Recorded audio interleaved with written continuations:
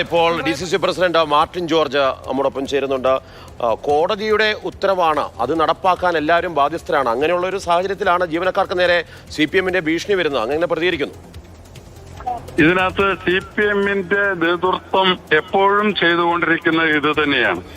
അവർ പഞ്ചായത്ത് ഓഫീസിൽ പോയി പഞ്ചായത്ത് ജീവനക്കാരെ വളരെ മോശമായ രീതിയിലാണ് അവരോട് പെരുമാറിയിരിക്കുന്നത്.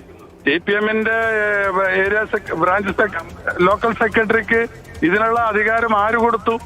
ഇത് കോടതി വിധി ത്രൂ ആണ് സാധനങ്ങളെല്ലാം മാറ്റാൻ വേണ്ടിയുള്ള തീരുമാനമെടുത്തിരിക്കുന്നത്. അങ്ങനെയാണെങ്കിൽ അവർ കോടതിക്കെതിരെ സംസാരിക്കുക. അവരിത് നീക്കം ചെയ്ത ഉത്തരവ് ഒരു ഗവൺമെന്റ് ഉത്തരവ് അല്ലെങ്കിൽ കോടതി ഉത്തരവ് അത് ഇംപ്ലിമെന്റ് ചെയ്യുന്ന ജീവനക്കാരെ പോയി ഓഫീസിൽ പോയി ഭീഷണിപ്പെടുത്തി അവർക്ക് ചെയ്യുന്ന അത് ശരിയായ നിലപാടല്ല. അത് തീർത്തും അവരുടെ ധാർഷ്ട്യമാണ്. ലോക്കൽ സെക്രട്ടറിക്ക് എന്തും ചെയ്യാമെന്നുള്ള അധികാരം കൊടുത്തിട്ടുണ്ടോ? ആരെങ്കിലും കൊടുത്തിട്ടുണ്ടോ? എങ്ങനെയാണ് ലോക്കൽ സെക്രട്ടറി ഒരു ഓഫീസിൽ പോയി ഈ രീതിയിലുള്ള ജീവനക്കാരെ അടക്കം ഭീഷണിപ്പെടുത്തുന്നത്?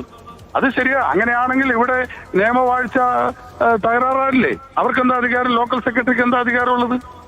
അപ്പോൾ അതിന് നിയമവാഴ്ചയെ തകർക്കുന്ന രീതിയിലുള്ള സമീപനവുമായാണ് ഇവിടെ പിണറായി പഞ്ചായത്ത് എന്ന് പറയുമ്പോൾ